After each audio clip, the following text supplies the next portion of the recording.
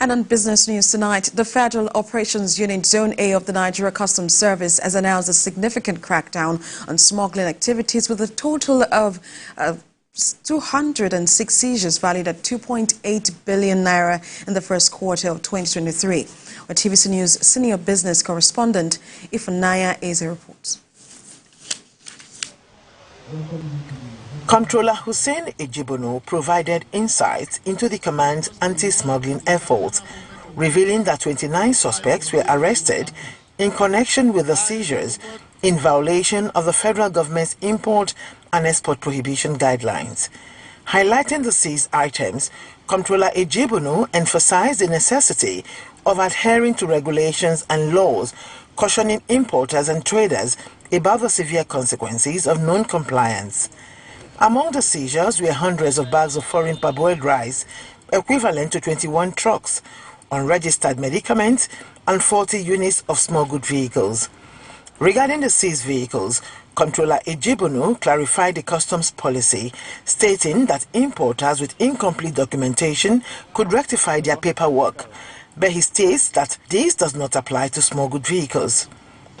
The process of that window was for those vehicles that were already in Nigeria in use, that maybe they do not have relevant document that will warrant their usage.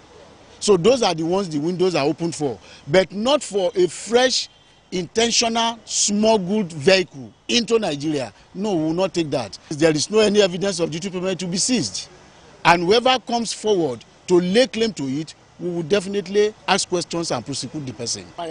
In addition to the seized vehicles, other contraband items such as frozen poultry, sacks of cannabis sativa, and second-hand clothes were intercepted, all of which are absolute prohibition and pose risks to societal well-being. This is one of the substances that is being utilized by criminals for them to be able to carry out their dastardly acts.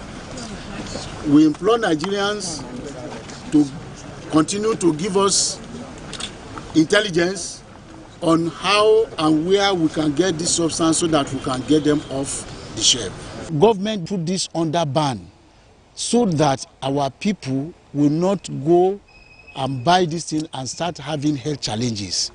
Furthermore, Comptroller Ejibono revealed that revenue recovery during the reviewed period amounted to 305 million naira. Ifunanya Eze, TVC News, Lagos. And the Lagos Chamber of Commerce and Industry says there is need for government to prioritize investment in the health sector and accelerate reforms to adequately finance the system. This call was made at the LCCI Medical, Pharmaceutical and Allied Services Group seminar with a focus on healthcare financing bridging the gap in Lagos. Speakers during the panel session emphasized the necessity for quality healthcare as a fundamental human right, noting that existing financing mechanisms are insufficient to meet the needs of about 220 million people. The role of government is to enable the private sector, to allow private sector to flourish, to set the standard, and government then puts in the policies and the regulatory framework for private sector to flourish. And I think that's what's happening at the moment. Government is enabling the environment. We're creating the standards, we're creating the policy environment.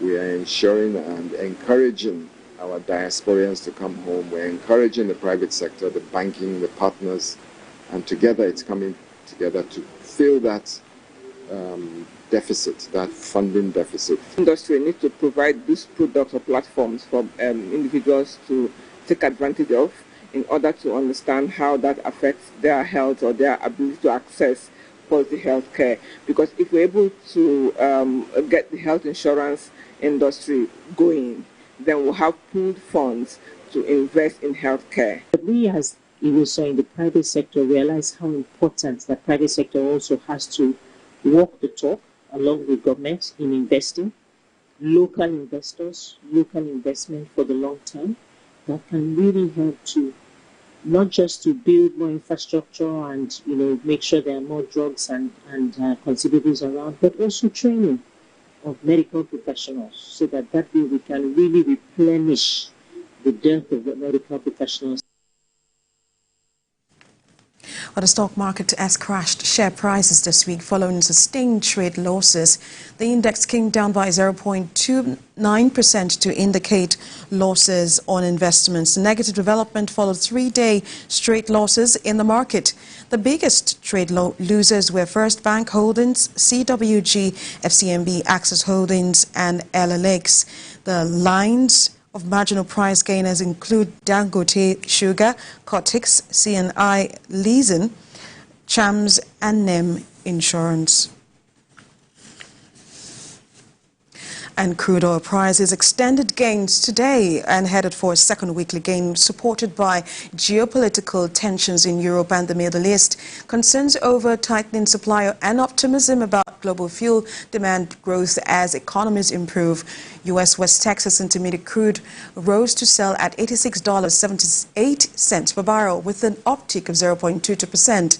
Brent crude futures also experienced an upward price review of 0.1% to sell at $91.02 per barrel. Well, Bonilite recorded a downward price margin of 0.79% to sell at $91.54 per barrel. And for the OPEC basket, crude oil dealers are offering $89.58 per barrel with an upsurge of 0.69%.